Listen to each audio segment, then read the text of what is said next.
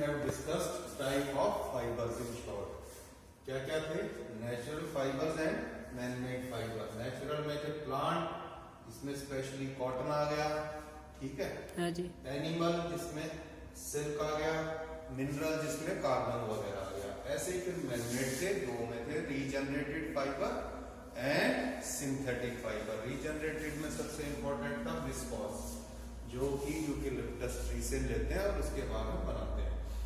इसके बाद में था सिंथेटिक. सिंथेटिक में है पॉलिएस्टर, एक्रिलिक और नायलॉन, सबसे इंपॉर्टेंट. और आजकल जो चल रहा है स्पेंडेक्स और लाइक्रा, जो स्ट्रेच करता है. अब इनकी प्रॉपर्टीज हम स्टडी करेंगे. तो नेचुरल फाइबर्स में क्या क्या करेंगे और मैन मेड में क्या क्या करेंगे. बेसिकली अभी नेचुरल फाइबर की बात करेंगे. मैन मेड में एक प्रॉपर्टी, इसके नेचुरल के अंदर वेस्ट होता है कोई ना कोई किसी तरह का. मैन मेड साफ सुथरे उसमें बनता है केमिकल से, तो इसमें कोई वेस्ट नहीं होता. Point number 1. पॉइंट नंबर 2, इसका मैन्युफैक्चरिंग एक प्रोसेस होता है. सिंथेटिक है, ऐसे चलाया इस तरह से, this chemical is added with this chemical, monomer is made, polymer, then many polymers they make a crystalline or amorphous region to make a filament of fiber.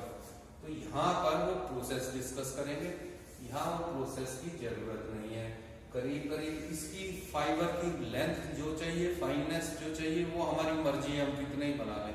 जैसे जैसे जिस तरह से निकालेंगे किसी पोर में से, जितने साइज का चाहिए उतने साइज का पोर ले लो और जितनी लेंथ चाहिए उतना कटिंग कर लो. तो ये एक बेसिक डिफरेंस है. Here we will be having certain percentage of waste, यहाँ नहीं है. ये ऑलरेडी कहीं ना कहीं प्रिपेयर्ड है, चाहे एनिमल के हेयर में प्रिपेयर्ड है, चाहे कॉटन की सीड या स्टेम में, जूट वगैरह में प्रिपेयर्ड है, चाहे ये ऑलरेडी ये नेचर के अंदर है. इसके बाद इसकी प्रॉपर्टीज ही स्टडी करते हैं, तो उसमें एक प्रोसेस ज्यादा आएगा मैनेजमेंट में. अब क्या क्या चीज स्टडी करेंगे ये आज डिस्कस करेंगे. Properties of textile fibre we will be studying, but obvious there will be two types of properties, physical and chemical properties. तो फिजिकल क्या है? सबसे पहले तो फाइबर को लेंगे. तो फाइबर कैसा दिखता है? सबसे इंपॉर्टेंट पहला पॉइंट है अपीयरेंस. तो क्या क्या देखेंगे उसमें? माइक्रोस्कोप के नीचे हम we can see the fibre. तो उसे देखेंगे तो is when, ठीक है, when it is made to expand say 100 times, then how its structure looks. फिर fibre if it is cut, यहां से काट दिया तो उसका क्रॉस सेक्शनल व्यू कैसा नजर आएगा, that is there. ठीक है, माइक्रोस्कोपिक स्ट्रक्चर में लंबाई में कैसा आएगा, विड्थ में कैसा आएगा, क्रॉस सेक्शन में. तो पहले तो हम ये देखेंगे.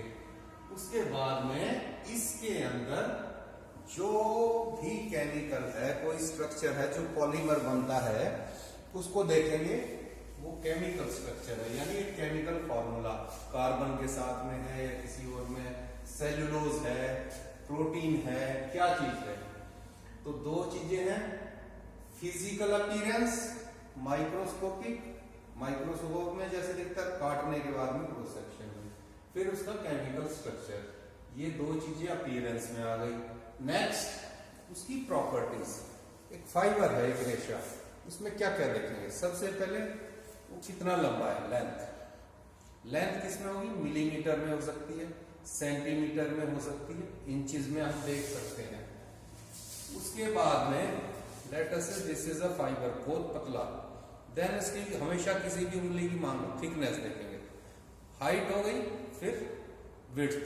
तो विड्थ मींस फाइननेस, तो हम देखेंगे फाइननेस. सेकंड फाइननेस है माइक्रो ग्राम, वो सॉरी माइक्रोमीटर में, यानी 10⁻⁻⁶ मीटर्स, यानी 10⁻⁻³ मिलीमीटर्स में. ठीक है. फिर उसके बाद में उसमें जान है नहीं है, खींच सकता है, स्ट्रेंथ कितनी है, that we call as tenacity normally, but in layman terms it is called as strength. तो ये तो इसमें आ गए. अब स्ट्रेंथ और टेंसिटी किसमें? ये मैकेनिकल प्रॉपर्टी है. मैकेनिकल मतलब जो स्टडी की जा सके. देखो, तो ये है प्रॉपर्टीज. क्रॉस सेक्शनल शेप आ गई कॉटन की, ये लेंथ आ गई, लेंथ फाइबर की कम से कम 6 mm होनी चाहिए, ठीक है, 5 mm या 6 mm, आधा जो है कह लो सेंटीमीटर। फाइननेस आ गया, उसके बाद में ये फाइननेस दे दिया भाई 5, मोटा फाइबर है नेचुरल में तो 700 टाइम्स करीब करीब लेंथ वर्सेस फाइननेस रेशियो होगी। अगर वो पतला फाइबर है तो 5000:1 रेशियो होगी कॉटन के अंदर। अब आ गया स्ट्रेंथ, जो हम बात कर रहे हैं, ये स्ट्रेंथ और डेंसिटी। स्ट्रेंथ किसमें मेजर करेंगे? It is called as tensile strength, ठीक है, it is measured in grams per denier. Denier is fineness, fineness का है बाद में बताएंगे। तो एक फाइननेस की प्रॉपर्टी पकड़ ली हमने कि मान लो सपोज करो इसको पकड़ लिया हमने पर mm, 1 mm में कितना स्ट्रेंथ वो वाला फाइबर अडॉप्ट कर सकता है, तो ग्राम्स में। तो एक डेनियर के अंदर, एक डेनियर फाइननेस का फाइबर कितने ग्राम का वेट उठा सकता है? फाइबर बिल्कुल पतला होता है, अभी दिखाएंगे कोई ना कोई फाइबर कैसा होता है, बिल्कुल धागा ही बिल्कुल पतला होता है, देखा होगा तुमने शर्ट का, उस धागे के अंदर 100 फाइबर होते हैं, 100, 110, 120, तो आप इससे इमेजिन कर लो फाइबर कितना छोटा होता है, ठीक है। तो strength we measure in gram पर डेनियर, वहां लिख लेना ग्राम पर डेनियर, हमेशा आगे लिखना इसके। उसके बाद में नेक्स्ट 4th प्रॉपर्टी है, उसमें वेट कितना है, स्पेसिफिक ग्रेविटी, जैसे डेंसिटी दूध का, पानी के ऊपर कोई चीज तैरती है, पानी में कोई डूब जाती है, डेंसिटी ज्यादा है तो डूब जाती है, ठीक है। तो डेंसिटी और स्पेसिफिक ग्रेविटी ये किसमें मेजर करते हैं? वही ग्राम पर सेंटीमीटर क्यूब, ये रहा दिस, यहां पर density we measure in, density is weight per unit volume, that in case is, our case is gram per centimeter cube, gram per cc, ये है, ठीक है। ये 4th है। 5th प्रॉपर्टी जो हम मेजर करेंगे कि we are wearing this sweater, shirt या अंदर वेस्ट बनियान पहन रहे, तो वो क्या करे? वो पानी सोखता है गर्मी में, यानी स्वेट, जब हमें पसीने आते हैं तो क्या होता है? इट एब्जॉर्ब्स वाटर, तो वो पानी सोख सकता है, नहीं सोख सकता। पॉलिएस्टर बिल्कुल नहीं सोखता, कॉटन ठीक ठाक, और वूल बहुत ज्यादा। अगर आप वूल का कपड़ा डिप करके निकालोगे तो बहुत हैवी हो जाता है, क्यों हो जाता है? पानी चूस लेता है, तो मॉइस्चर गेन, ठीक है। फिर उसके अंदर कितनी कितनी क्या क्या मटेरियल डला हुआ है, ठीक। उसके बाद में उसे स्ट्रेच करेंगे, स्ट्रेचेबिलिटी है, अब यहां से मुड़ना है कोने से, तो इसमें स्ट्रेचेबिलिटी नहीं होगी तो कोने से नहीं मुड़ेगा, यहां से यूं हमेशा स्ट्रेच हो रहा है कोई ना कोई फाइबर। तो फाइबर की स्ट्रेंथ तो हो गई, लेकिन वो कितना इलोंगेट होगा, थोड़ा बहुत खींचेगा, कितने %, ठीक है। इलोंगेशन होगी लेंथ वाइज, पर फ्लेक्सिबिलिटी होगी ये हमारी जो है फिंगर, ये इलोंगेट नहीं हो सकती, फ्लेक्सिबल हो सकती है ऐसे ऐसे, ठीक। तो फ्लेक्सिबिलिटी, ये 7-8 पॉइंट्स इसी सीक्वेंस में हर एक जो आपके नेचुरल फाइबर है उसी तरह लिखे हुए हैं। देखो ब्रेकिंग, इलोंगेशन, ये कैसे देखोगे? फ्लेक्सिबिलिटी, देखो elongation, elongation means, elongation itself mean breaking elongation, यानी अगर वो x है तो कितने % x खींचने के बाद वो टूट जाएगा। लेट अस से 5% एक्सटेंशन या 10% एक्सटेंशन के बाद में टूट जाएगा। मैनमेड फाइबर में अब हमने स्पेंडेक्स और लाइक्रा बनाए जो बिल्कुल स्ट्रेच हो जाते हैं, रबड़ है बिल्कुल स्ट्रेच हो जाता है, ठीक। तो इलोंगेशन और extensibility that is at the break, B, ठीक है, BREA के आएगा, ई हटा देना इसमें से। फ्लेक्सिबिलिटी, फाइबर कितना बेंड हो सकता है इधर उधर, ये जरूरी है। वो आपस में एंटेंगल होगा, लिपटेंगे 100 फाइबर ऐसे ऐसे, तो वो वैसे ही बेंड होना चाहिए, थोड़ा बहुत फ्लेक्सिबिलिटी आनी चाहिए। और भी प्रॉपर्टीज है इसमें, वो 8 के अलावा क्या क्या प्रॉपर्टीज है, क्रिम्प हमने दे रखा है, ठीक। ये हम मैनमेड फाइबर में डिस्कस करेंगे, क्योंकि नेचुरल फाइबर में क्रिम्प होगा, और क्रिम्प नहीं है, क्रिम्प यानी वेवीनेस, ऐसे ऐसे नहीं है तो सीधा फिसल जाएगा फाइबर एक दूसरे, तो क्रिम्प से वो एक दूसरे के अंदर फिट होगा ऐसे।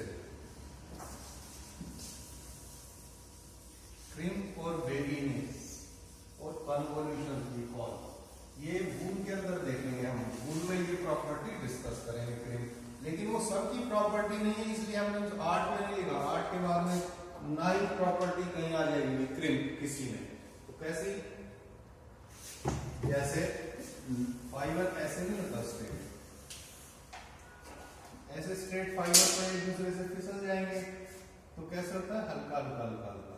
तो वी मेजर कि पर इंच और पर सेंटीमीटर कितने कन्वोल्यूशन है, 1 2 3 4 पर इंच, 4 क्रिम्स पर इंच, या वी कैन से 4 पर वूल के अंदर ये प्रॉपर्टी हम देखेंगे।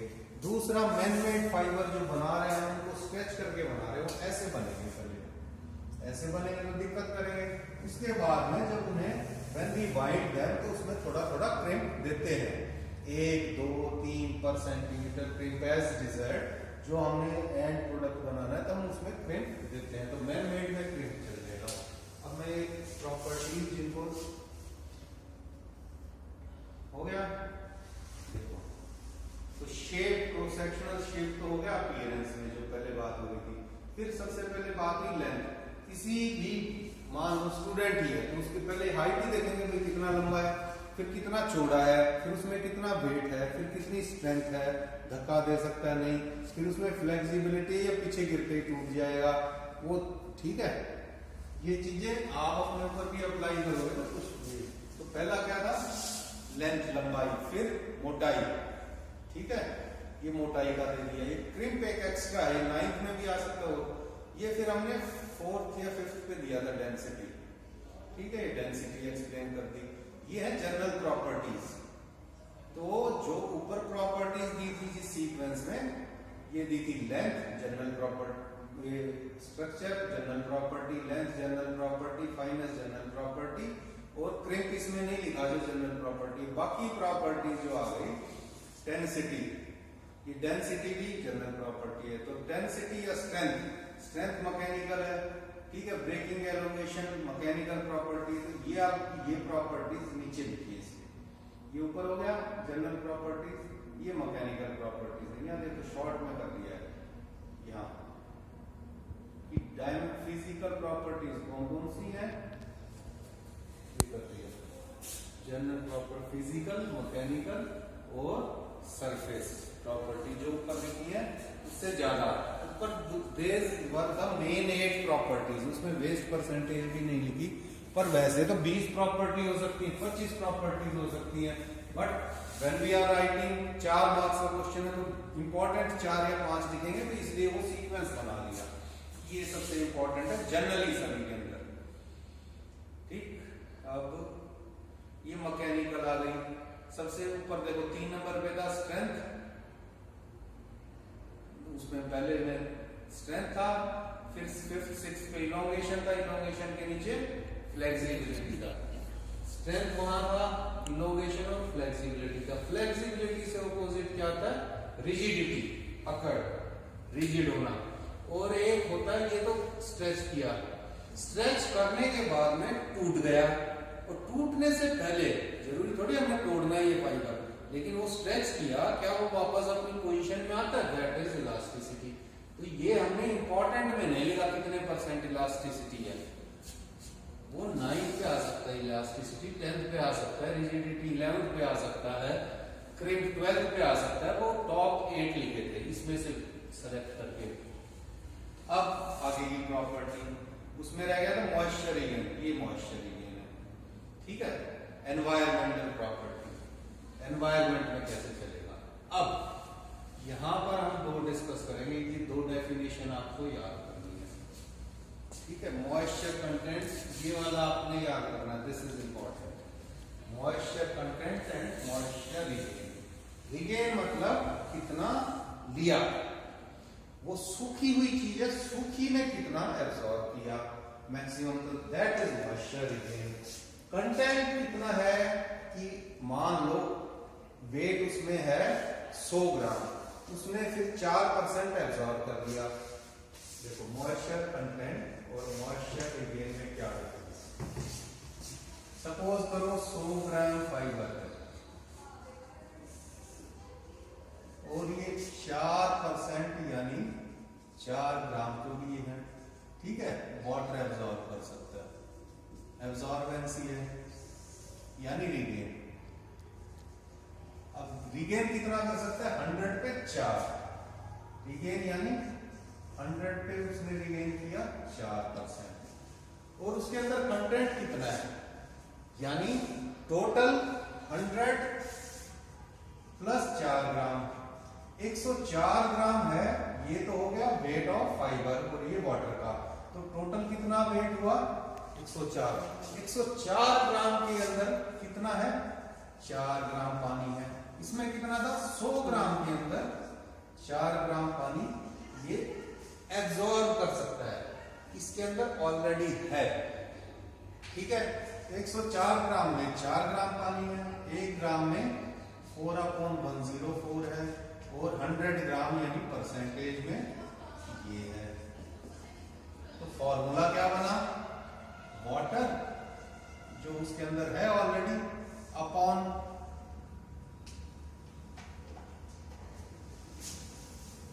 दोनों के फॉर्मूले डिराइव कर रहा हूं शॉर्ट में। तो जो वाटर है upon fibre weight plus water weight, 104 कितना हुआ, यही हुआ फाइबर वेट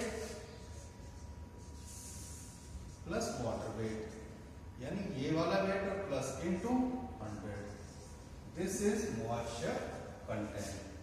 ये 100 में इतना है, एक में आ जाएगा 4/100 और 100 में फिर से इनटू 100, ठीक है। तो 4 what is 4 is water that can be absorb in grams, ठीक है, ये ग्राम्स में है। ये क्या है, फाइबर वेट इन ग्राम्स, ये भी ग्राम्स में, ये भी ग्राम से ग्राम कट जाते हैं इनटू 100। तो कंटेंट और रिगेन में ये डिफरेंस है, यहाँ पर वाटर का वेट भी आएगा डिनोमिनेटर में, यहाँ नहीं आएगा। इट मींस मॉइस्चर रिगेन हमेशा ज्यादा रहेगा, मॉइस्चर कंटेंट कम परसेंटेज दिखाएगा। इसको आप सॉल्व कर सकते हैं, 4/100 4 × 100 ये परसेंटेज में आ जाएगा, ये तुम्हारा हुआ ये 40 आ जाएगा, ठीक है, सॉल्व करने के लिए। तो ये चीज याद रखनी पड़ेगी। ये है मॉइस्चर रिगेन, ड्राई वेट, मतलब ड्राई सूखा वेट। ये देखो मॉइस्चर रिगेन कहाँ कहाँ हमने जो लिया है, ये 5th नंबर पे, ठीक है। डेंसिटी हो गया। अब देखोगे तो ऊपर से फाइबर लेंथ हो गई हमारी, जनरल प्रॉपर्टी में फाइनेस, जनरल प्रॉपर्टी में स्ट्रेंथ, मैकेनिकल प्रॉपर्टी में डेंसिटी, जनरल प्रॉपर्टीज में मॉइस्चर रिगेन, एनवायरनमेंट में आ गया। कंपोजिशन रह गया बेसिक ब्रेकिंग इलोंगेशन या इलास्टिसिटी, पहले इलास्टिसिटी होगी फिर ब्रेकिंग इलोंगेशन, ये मैकेनिकल में है। फ्लेक्सिबिलिटी और रिजिडिटी ये दोनों मैकेनिकल में थी। और भी प्रॉपर्टीज है जैसे क्रिम्प है और भी है, बट हमने ऊपर जो थी वो सारी नीचे लिख दी। अब आप देखो नीचे एब्जॉर्बेंसी ये आ गया, इसमें आपको एक फॉर्मूला लगाना है। इसी से ये आपको समझना फिजिक्स और केमिस्ट्री में थोड़ा सा, वहां टीचर से पूछना।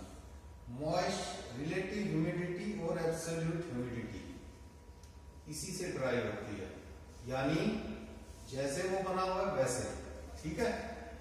वाटर वेपर मान के चलो ये वाला रूम है, सपोज करते हैं, ठीक। ये मतलब एब्जॉर्बेंसी वाला आपको आना चाहिए, ये फ्यूचर में काम आता है, ठीक है। अभी ये मैं बता रहा हूँ, ये नहीं आएगा, ये आ सकता है फॉर्मूले में, ये नहीं आएगा फर्स्ट ईयर में, लेकिन पता होना चाहिए। आपसे इंटरव्यू में भी पूछ लेंगे, टेक्सटाइल टेस्टिंग में भी आ जाएगा, कहीं भी आ जाएगा। Relative humidity, this is 1 air, let us से कि ये यहाँ से और यहाँ तक 1 मीटर लिया, नीचे से ऊपर तक 1 मीटर आ गया, विड्थ 1 मीटर, तो 1 मीटर क्यूब के अंदर आप कहो कि इस टाइम इसके अंदर पानी है, कुछ ना कुछ तो वाटर वेपर्स हैं इस टेम्परेचर पे। अभी सर्दी है तो इसका टेम्परेचर मान लो कि 20 डिग्री है, तो 20 डिग्री के अंदर mass of water vapour in given volume, तो 1 मीटर क्यूब में आ गया। Mass of water vapours required to saturate. अब इसके अंदर बारिश होती है। बारिश कब होती है? जब पानी इतना हो जाए कि वो गिरेगा तब।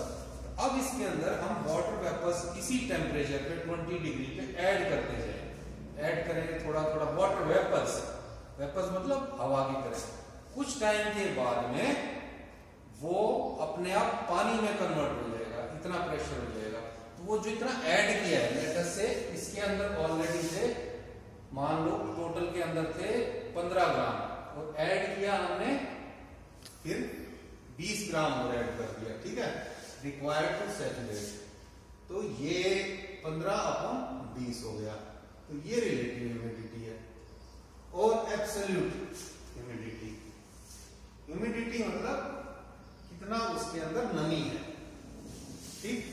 Absolute humidity is water vapour present to moist air measured in gram per centimetre cube.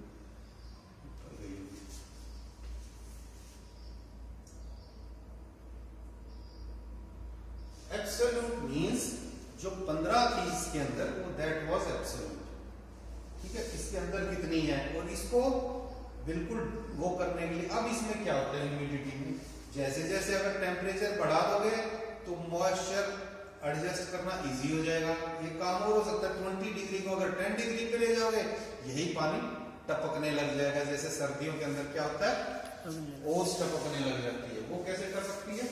तो ये चीज आप वहां पूछ लेना, ये हमारा स्टैंडर्ड है 27 ±2 डिग्री, कुछ भी देखने के लिए humidity 65 ±2 degree.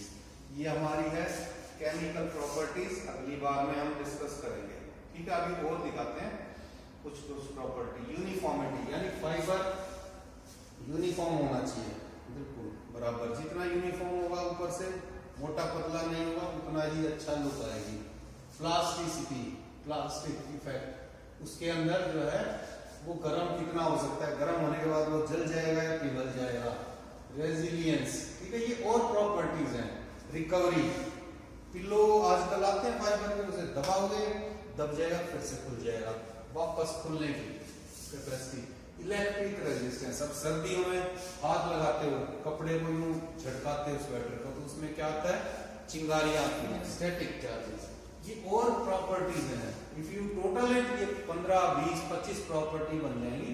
But we have discussed कि हमने लिखा फिजिकल प्रॉपर्टी 8 लिख दी, एक तो और हो सकती है, हर एक में अलग अलग होगी। किसी में वेस्ट आ जाएगा, किसी में क्रिम्प आ जाएगा। जिस प्रॉपर्टी का जो यूज होगा वो हम लिख देंगे। कैपिलरी यानी पानी अगर नीचे आ गया